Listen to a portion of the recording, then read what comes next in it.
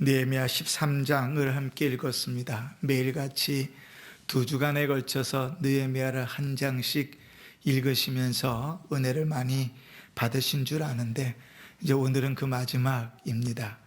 주일날부터는 다시 시간을 역으로 좀 돌려서 스가랴 말씀들을 가지고 은혜를 받을 것입니다. 오늘 우리가 읽은 이제 13장은 크게 둘로 나누어집니다. 먼저 1에서 3절까지는 12장에 이어서 낙성식, 예루살렘 성벽이 다 만들어지고 낙성식을 벌이던 날에 있었던 일이고, 4절부터 마지막 절까지는 그로부터 약 10년 정도 뒤에 일어난 일입니다. 이 모습을 보면서 신앙이 어떤 것인가 하는 것을 우리가 좀 생각해 볼 수 있는 것이지요. 느헤미야와 이스라엘 모든 백성이 성벽을 하나님께 봉헌하며 낙성식을 할 때에 제사장과 레위인들을 위하여 율법에 명한 대로 이제 첫소산과 11조와 거제물들을 하나님께 드리고, 그 드려진 것을 제사장과 레위인들이 인하여 함께 기뻐했다 하는 것이 12장에 기록되어져 있지요.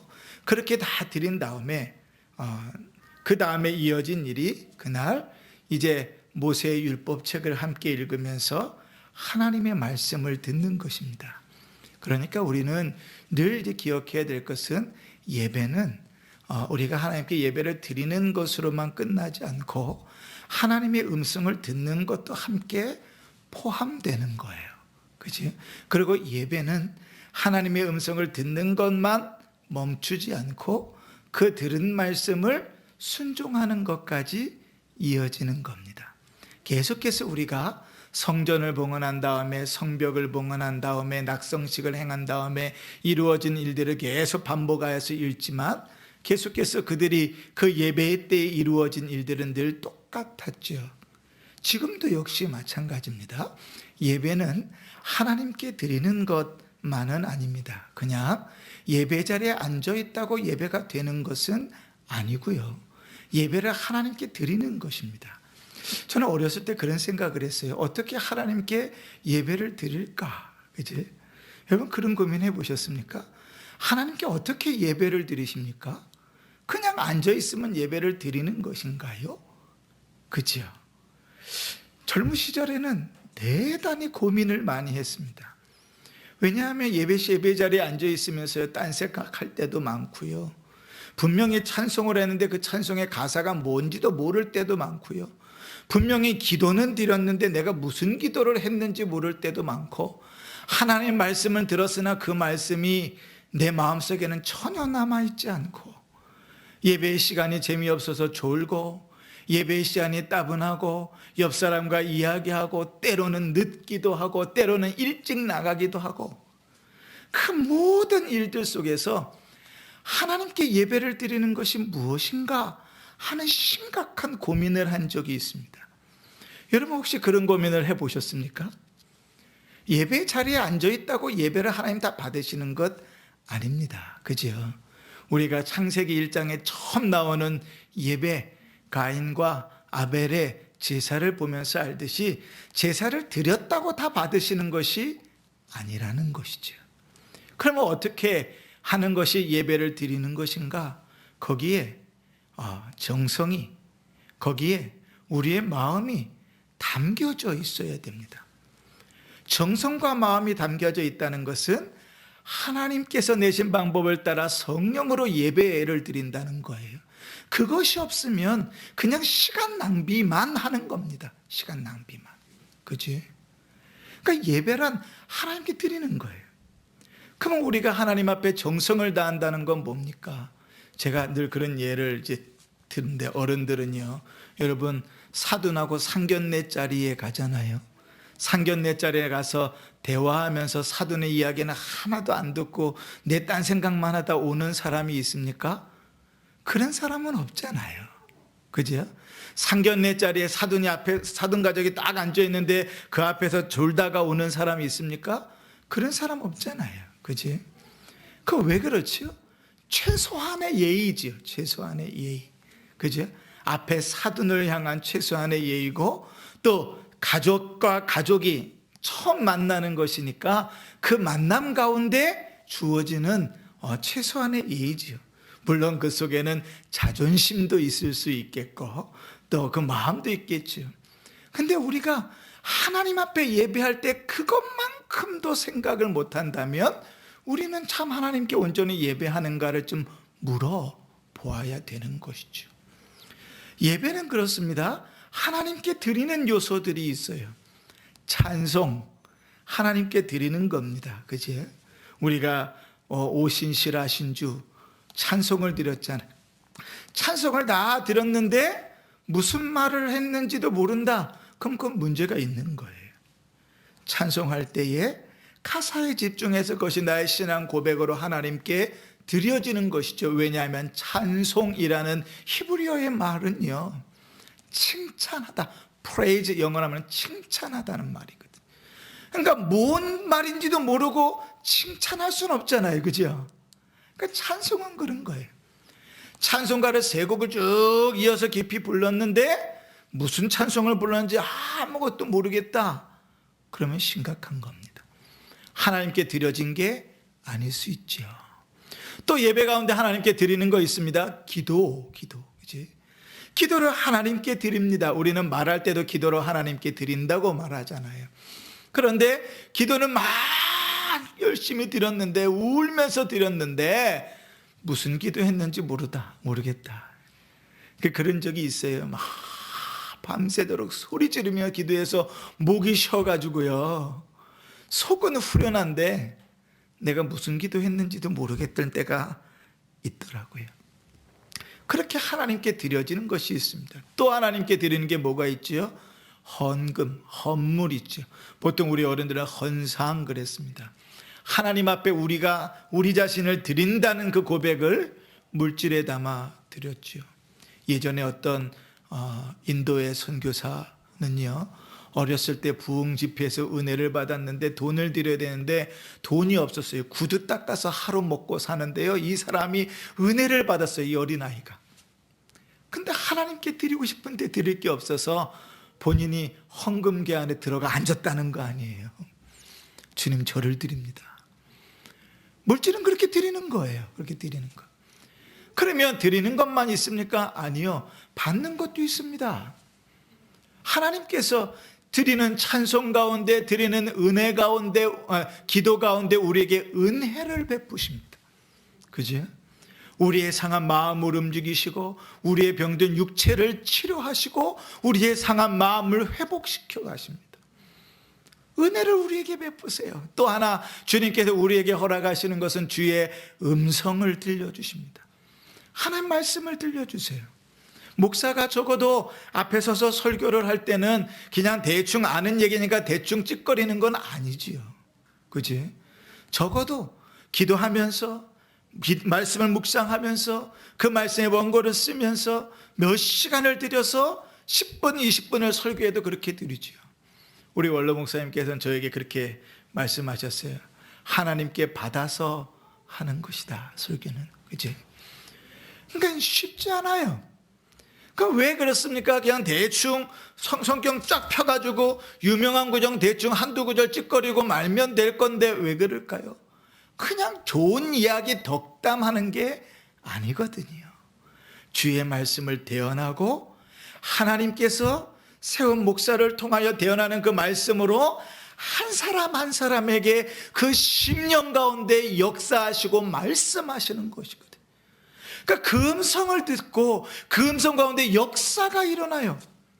하나님의 음성을 듣는 중에 우리의 마음이 회복되고요, 하나님의 음성을 듣는 중에 우리의 육체가 회복되고요, 하나님의 음성을 듣는 중에 질병이 낫고요, 하나님의 음성을 듣는 중에 우리의 상한 마음이 치료된다고. 주의 말씀의 역사가 있는 거예요. 여기 서 있는 김 목사가 신유의 능력이 있어가지고 기도할 때마다 맞고 능력을 베푸는 것이 아니라고요. 주의 말씀이 능력이 있고 오직 말씀을 들어 일하시는 성령께서 능력이 있는 것이라. 그래서 우리가 이제 예루살렘 성전을 짓고 성벽을 짓고 그들이 부흥의 역사들이 일어날 때마다 그들이 드렸던 예배 현장을 쭉 점검해 보면 예배 때마다 하나님께 드려지는 것이 있고 하나님으로 받는 은혜가 있었어요. 오늘 낙성식을 했을 때도 마찬가지입니다. 낙성식을 해서 하나님께 다 드렸잖아요. 주님, 이 예루살렘 성벽을 주님 앞에 드립니다. 온 백성들이 모여서 드렸어요. 그리고 모세의 율법책을 쭉 읽었는데 거기 보니까 이런 말씀이 있는 거예요.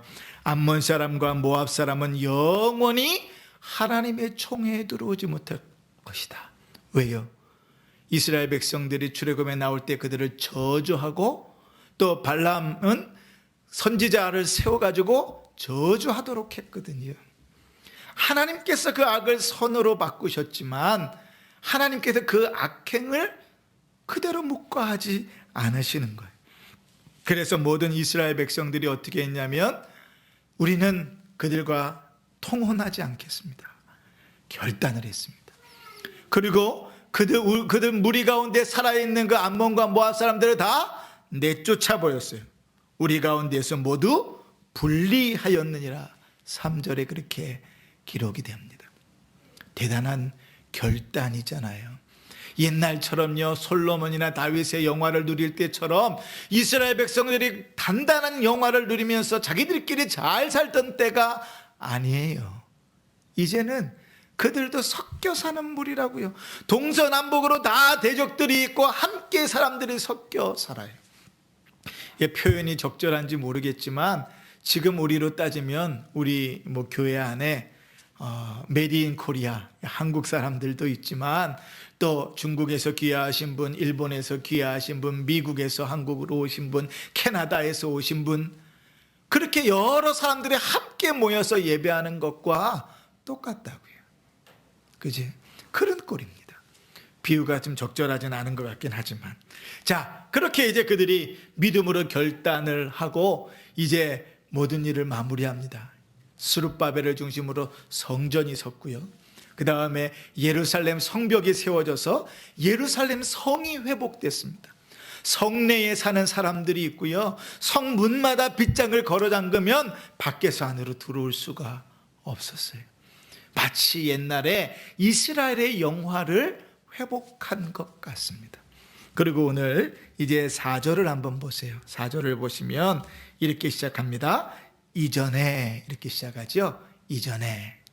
이미 이 3절과 4절 사이에는 약 10년 정도의 세월이 흘러갑니다. 어떻게 할까요? 6절을 보면 합니다. 6절 한번 보십시다. 그때에 내가 예루살렘에 있지 아니하였느니라. 바벨론 왕 아닥사스다 32년에 내가 왕에게로 나아갔다가 며칠 후에 왕에게 말미를 청하고 예루살렘에 이르러. 이렇게. 자, 아닥사스다 32년에 이제 느헤미야가 다시 자기의 이제 궁으로 돌아갑니다. 자, 한번 찾아보십시오. 느헤미야 1장을 보세요. 느헤미야 1장. 느헤미야가 처음 이제 이스라엘 백성들의 소식을 들었을 때, 성벽과 성문이 다 무너지고 불탔다는 소식을 들었을 때의 첫 장면입니다. 자, 1장 1절을 보시면, 느헤미야 1장 1절을 보시면 이렇게 기록됩니다. 하가야의 아들 느헤미야의 말이라. 아닥사스다 왕 제 20년 기슬르월에. 기슬르월은 우리식 달력으로는 12월입니다. 아닥사스다 제위한 지 20년에 이렇게 되어져 있죠. 자, 우리가 아는 대로 이제 4개월 동안 이 느헤미야가 그 소식을 듣고 기도했습니다. 그리고 하나님께서 기회를 주셔서 왕의 허락을 받고 예루살렘으로 이제 세 번째 귀순을 했지요. 그러고 나서 52일 동안 예루살렘 성벽을 세웠습니다. 그리고 7월 1일부터 이스라엘의 절기를 지키기 시작했죠. 그지요? 그게 다 아닥사스다 왕 제 21년째입니다. 20년 12월에 이제 소식을 듣고 기도하기 시작했으니까 그 일이 다 마쳤을 때가 아닥사스다 왕 21년입니다. 그리고 다시 오늘 본문으로 넘어가서 13장 6절 보십시오. 그리고 이제 느헤미야가 총독의 일을 마치고 다시 돌아갔을 때가 바벨론 왕 아닥사스다 32년이었느니라. 그지? 아닥사스다 왕 21년에 성벽이 다 만들어졌습니다. 그죠? 그리고 약 10년 정도 느헤미야가 총독으로 재위를 하고, 그리고 잠시 이제 왕에게 들어갔다가 온 때가 32년이라고요. 그런데 그 왕에게 갔다 온 사이에 무슨 일이 벌어졌는가 하면, 이제 4절로 이제 본격적으로 들어가는 거예요. 이제 10년 후지요. 제사장 엘리야십이라는 사람이 있는데, 이 사람이 이방 사람 도비야와 함께 연결을 하면서요, 어떤 일을 만행을 저질렀는가? 성전에 가면, 스룹바벨 성전에 가면 여러 가지 곡간들이나 11조나 제물들을 모아놓는 방들이 있습니다. 근데 그 방을 쫙 헐어가지고 큰 방을 하나 만들어서 누구에게 줬냐면 도비야에게 마치 별장처럼 주어버렸어요. 근데 그때에 느헤미야는 예루살렘에 있지 않았습니다. 왕에게 불려갔었을 때예요. 그리고 이제 잠시 돌아와서 말미를 마무리하고 다시 느헤미야는 이제 왕궁으로 돌아갑니다. 그게 왕에게 이제 말미를 얻고 다시 예루살렘 돌아왔더니 난리가 난 거예요. 성전 안에 방들이 쫙, 우리로 따지면 몇 개 방을 리모델링해서 다 뚫어가지고 도비야라는 한 사람의 개인 별장처럼 딱 주어져 있는데 기가 찬 거죠. 그러면 그 안에 채워져 있어야 될 것들은 뭐지요? 그 안에는 원래 유향과 그릇과 레위 사람들과 노래하는 자들과 문지기들을 위한 11조로 주는 곡물들이 가득 차 있었어야 되는데 그게 하나도 없다는 거잖아요. 그러면 레위인들은 뭘 갖고 먹고 살았을까요? 먹고 살 게 없지요. 그러니까 어떻게 됐습니까? 10절에 보면 레위 사람들이 받을 몫이 없어서 다 먹고 살겠다고 각지 흩어져 다 돌아가 버렸습니다. 자, 이런 상황이 되면 성전에서 제사를 드렸겠습니까? 아니요. 매일같이 드려지는 제사는 온데간데 없고, 그들이 당연히 드려지는 11조는 드려지지 않으니 레위인들이 그 직무를 감당할 수도 없고, 11조를 드리지 않는다는 것은 하나님의 기업으로 받은 레위인들을 먹고 살게 하지 못하는 것이니까 그들에게 하나님에 대한 믿음의 고백까지도 다 사라져 버렸다는 거예요. 불과 얼마 만에? 10년 만에. 느헤미야가 없고 자기들의 힘으로 믿음을 지키며 살아가야 될 때 그 믿음이 잊혀져 버렸다는 거예요. 근데 여러분, 우리가 잘 아시죠? 계속 성경을 읽으면서요, 우리는 여러 가지 이제 내용들 속에서 이스라엘 백성들이 느헤미야를 통해서 11조로 하나님께 드리기를 몇 번 서원했던 것을 압니다. 그죠? 우리가 하나님 앞에 그러겠습니다. 그 서원한 때는 늘 하나님의 은혜를 받았을 때입니다. 성전을 세웠을 때, 성벽이 세워졌을 때, 하나님을 예배할 때는 할렐루야 주여 내가 주님 앞에 드립니다, 10의 1조를 드립니다, 예배를 드립니다, 서원하고 기쁨으로 그 일들을 감당했을 때입니다. 근데 그 시간이 지나면서 다 잊혀져 버린 거예요.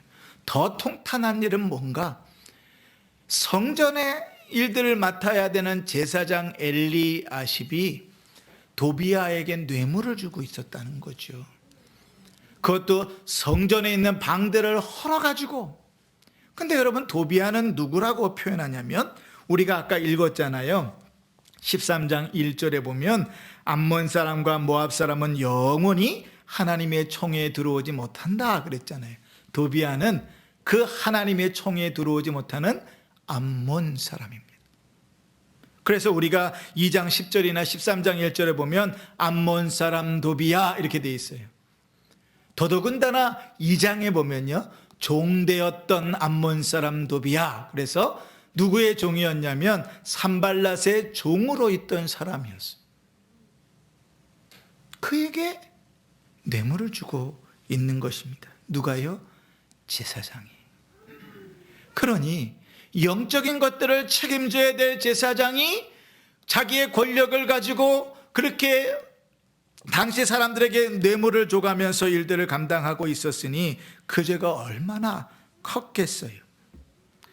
그 레위인들에게 당연히 백성들은 그 영향력 아래서 11조를 드리고 신앙의 삶들을 살아갈 리가 없는 거죠. 더더군다나 조금 더 우리가 읽으면 이제 15절 이하에 안식일을 어깁니다. 안식일에 어떤 일이 벌어지는가? 밖에요, 성 밖에 사는 사람들이 포도주와 또 여러 가지 곡식들을 가지고 이제 나귀에 싣고 예루살렘 성 안에 들어와서 장을 열고 파는 거예요. 그뿐이에요. 예루살렘 안에서 사는 사람들도요, 그 자기들이 가지고 있는 물고기라든지 이런 것들을 가지고 장을 열어서 주일날 팔아요. 우리식으로 따지면 뭐냐면 주일 장터가 쓰는 거예요. 근데 여러분 기억하시지요? 예루살렘 성벽을 재건하면서 또 그 이전에 성전을 만들면서도 마찬가지예요. 우리가 안식일을 지키겠다 하면서 그들이 콕 집어서 구체적으로 적용했던 게 뭐죠? 안식일에 물건을 사지 않겠다는 거였습니다. 그런데 그 모든 일들이 하루아침에 다 무너져 버린 모습을 확인하는 거예요. 또 한 가지, 이방 여인들과 통혼하지 않겠다. 우리가 3장 1, 2, 3절에서 읽었잖아요. 다 분리해서 내쫓았다고요. 예루살렘 성벽을 지을 때에 하나님 앞에 서원하고 그 일들을 행했습니다. 그런데요, 그 일들이 여전히 자행되고 있을 뿐 아니라 제사장 엘리야십의 손자는 산발랏의 사위가 된 모습을 봅니다. 여러분, 우리가 이제 에스라서에서도 읽지만 에스라서 10장에서요 이런 결단에 성전을 지어놓고 이방 여인들과 통혼한 여자들과 자녀들을 다 내쫓아버리는 결단이 한 번 있습니다. 기억나시죠? 기억나시죠? 수르바벨 성전을 지어놓고 하나님의 율법을 읽으니까 통혼을 해서는 안 되는 거예요. 그런데 이미 결혼을 했고 이미 자식을 낳았어요. 그런데 그 말씀에 순종하겠다고 처자식을 내쫓아버렸다고요. 그만큼 믿음으로 살아갈 결단을 했었어요. 그리고 UM에서 읽으면서 성벽을 지으면서도 똑같이 그들이 결단했습니다. 그런데 다시 원점으로 돌아가 버렸죠. 상황이 이해가 안 되는 것은 아닙니다. 지금 우리 같아요. 우리가 예수 믿는 사람들만 이 땅에 모여 사는 것 아니지 않습니까? 우리 은평중학교의 성도들만 이 땅에 모여 산다면 너무 좋을 텐데, 그죠? 예배를 드리고 찬송을 하고 그 모든 일들이 참 기쁘고 칭찬이 될 텐데, 교회 방만 나서면, 아니 우리가 사는 옆집, 앞집, 뒷집에 안 믿는 사람들이 수두룩하잖아요. 예수 믿는 자들보다 훨씬 더 많습니다. 그들의 삶의 상식과 그들의 삶을 살아가는 방식이 상식이라는 것으로 세상 가운데 통용됩니다. 그 속에서 우리가 믿음을 지키고 살아간다는 것은 참 어렵습니다. 지난 주일에 우리 은지자매가 자격증 시험을 보느라고 주일날 못 왔는데 사모님 이제 그런 얘기 하셨어요. 아이, 그 사람들은 왜 맨날 주일날 그런 시험들을 본대? 저도 동감하는 바입니다. 아마 예수 믿는 사람들만 있으면 절대로 주일날 자격증 시험 안 볼 거예요. 그죠? 아니, 예수 믿는 사람들이 50%만 넘어도요 절대로 자격증 시험 주일날 안 볼 겁니다. 그런데요, 예수 믿는 사람은 턱없이 적어요. 그 턱없이 적은데 그 턱없이 적으면서도 그 일들을 건너가지 못하면 취업하는 일조차 어려우니 그 주일날 자격증 시험을 보러 갈 수밖에요. 이해는 되죠. 상식적으로. 이방인들과 섞여 살아갑니다. 그리고 이방인들은 안식일날 물건을 사고 파는 게 전혀 문제가 없습니다. 이방인들과 함께 결혼하는 것은 문제가 없어요. 다른 민족의 사람들과 결혼하여 자식을 낳고 살아가는 것은 우리식 표현으로 다문화 가정을 이루는 건 전혀 문제가 되지 않는 상황이란 말이에요. 상식이고요, 당연한 일인데 그것을 안 하겠다고 선언했다고. 왜? 믿음 때문에. 근데 여러분, 그 모든 일이 한 번 결단했다고, 한 번 은혜 받았다고 끝까지 되어지는 게 아니더라고요. 여러분, 여기 앉아있는 우리는요 다 하나님의 은혜를 크게 입은 사람들 아닙니까? 나 같은 죄인을 구원하셨던 그 구원의 은혜 때부터 시작해서 죽음의 문턱까지 죽을 만큼 힘든 그 모든 삶들을 살아가는 동안에도 하나님께서 우리를 지키시고 인도하신다는 고백을 드릴 정도로 우리 인생에 하나님의 은혜들이 충만했잖아요. 그리고 그 은혜의 삶들을 살아오면서 우리가 하나님 앞에 얼마나 믿음으로 살아갈 것을 기쁨으로 즐거움으로 기꺼이 소원했었어요. 그지요? 우리가 그렇게 살았지 않습니까? 그런데요, 그렇게 과거에 10년 전, 20년 전, 30년 전에 그렇게 하나님 앞에 선하고 기쁨으로 살았다고 그것이 지금까지 그대로 유지가 되던가요? 아니요. 날마다 매일같이 사도 바울이 표현한 대로 나는 날마다 죽노라, 매일같이 주님 앞에 나를 처사복종시키는 은혜가 아니면 그 믿음을 지켜나가기가 참으로 힘들다는 것을 우리가 너무 잘 알잖아요. 우리 경험을 통해서. 다른 사람 돌아볼 것도 없어요. 그냥 내 자신만 보아도 너무나 잘 알지 않습니까? 은혜가 없었던 것이 아니에요. 하나님의 은혜가 충만하지 않았던 것도 아니에요. 주님 앞에 믿음으로 결단하지 않았던 것도 아니에요. 믿음으로 결단하면서 주님 앞에 헌신하고 살지 않았던 것도 아니에요. 그 일들이 한 번만 있었던 것도 아니에요. 여러 번 반복해서 은혜가 충만하여 하나님께 기쁨과 즐거움으로 헌신하며 살았는데 시간이 지나면서 흐르는 세월 속에서 그 믿음 지키기가 너무나 어려웠다고요. 예루살렘 성벽이 지어질 때마다 얼마나 할렐루야 주를 기뻐하면서 주님 앞에 선하고 다짐했는데 고작 10년 정도 지나지 않아서 그 앞에 서 있던 학사 에스라도 이제 사라지고 그 앞에 보호막이 되었던 총독 느헤미야도 돌아가고 앞에 지도자로 서야 된 자들이 다 사라지고 나서 이제 우리의 믿음으로, 나의 믿음으로 그 믿음을 지켜서 하루하루를 살아가야 될 그때에 조금씩 한 걸음씩 뒷걸음치던 일들이 다시 원점으로 돌아가 버렸다고요. 다시 원점으로. 사랑하는 성도 여러분, 믿음을 지키는 일은 이렇게 쉽지가 않습니다. 참 우리는 이랬으면 좋겠어요. 옛날에 내가 은혜 받았으면 죽을 때까지 그 은혜가 우리 안에 마치 저장된 것처럼 충만해가지고 예배 드릴 때마다 할렐루야 기쁘고 즐겁고 그 감격 속에서 감사하고 찬양하고 예배할 수 있으면 좋겠는데, 우리가 어떤 어려움들을 만나든지 우리 속에서 찬송과 기쁨과 평안이 흘러나오면서 그 모든 일들을 능히 감당하면서 살았으면 좋겠는데 그렇지 않더라고요. 날마다 죽고 날마다 싸우고 매일같이 믿음으로 살아가는 그 일들 속에 우리의 믿음이 지켜져 가는 것이더라고요. 10여 년의 세월이 흐르면서 이스라엘 백성들은 하나님 앞에 소원하고 다짐했던 것들을 다 잊어버립니다. 제가 저희 아이들에게 그랬어요. 이제 오늘이 마지막입니다. 내일 토요일이니까 토요일 주일이 지나면 3월 1일을 지나서 아이들은 이제 새 학년으로 개학을 합니다. 새로운 학교에 들어가는 아이도 있고 새로운 학년에 들어가는 아이도 있고 이제 반배정까지 다 받았어요. 방학은 다 지나갔습니다. 자, 그러면 저희 아이들한테 물었어요. 방학을 어떻게 지냈니? 한 달 전에 잔소리했던 것, 2달 전에 잔소리했던 것, 그때만 정신 차리고 했어도 지금 이 모습보다는 조금 나아지지 않았겠니? 늘 우리는요, 오늘 하루를 살아가는 것에 내일을 맡깁니다. 내일은요, 오늘 결정되는 거예요. 내일의 신앙은 오늘 내가 믿음으로 살아가는 것으로 결정되는 겁니다. 어제의 신앙이 오늘을 또 그렇다고 보장하지 않습니다. 작년의 신앙이 오늘의 신앙을 그렇다고 보장하진 않아요. 오늘 믿음으로 살아갈 때 내일이 믿음으로 살아가줄 수 있는 힘을 얻게 되는 것입니다. 끊임없는 자기 부인과 순종이 아니고서는 하나님의 말씀을 따라 각오한 대로 살아가기가 힘든 것이거든요.